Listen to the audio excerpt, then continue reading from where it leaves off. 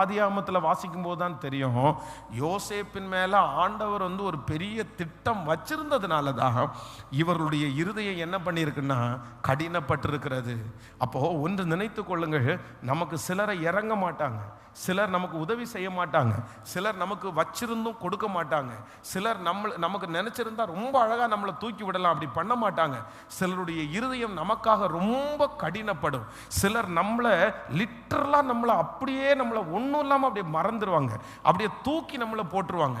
அப்போ இது எல்லாம் எதுக்கு?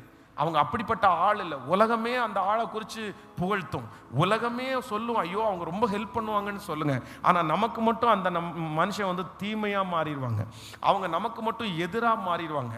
எதுக்காக எனக்கு மட்டும் எதிராக மாறுறாங்கன்னு சொன்னால், உங்கள் மேலே ஆண்டவர் ஒரு பெரிய திட்டத்தை வச்சிருக்கிறதுனால தான், ஒரு தீர்மானத்தை வச்சிருக்கிறதுனால தான். சிலர் கடினமான இருதயம் இல்லாட்டாலும் நமக்கு முன்பாக அந்த இருதயம் கடினமாகிறதற்கு காரணத்தை ஆண்டவர் வச்சிருக்கிறார்.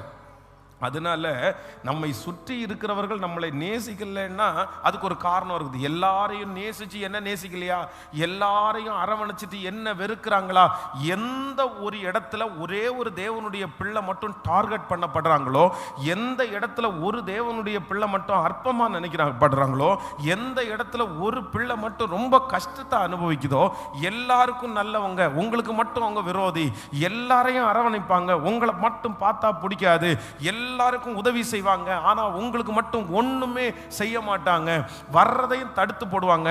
அப்படி என்ன நான் செஞ்சுட்டேன், ஏன் இவங்க என் மேல வெறுப்ப காமிக்கிறாங்க, நான் தான் கெட்டவளோ, நான் தான் மோசமானவனோ அப்படின்னு நம்ம நினைக்கும் போது நீங்க ஒண்ணு நினைச்சுக்கணும், அவங்க அப்படி செய்யறாங்க அப்படின்னு சொன்னா கர்த்தர் உங்களை வேறு பிரிக்கிறார்னு அர்த்தம். ஆண்டவர் உங்களுக்கு செய்யணும்னு நினைக்கிறாரு, ஆண்டவர் உங்களை தூக்கி விடணும்னு நினைக்கிறாரு.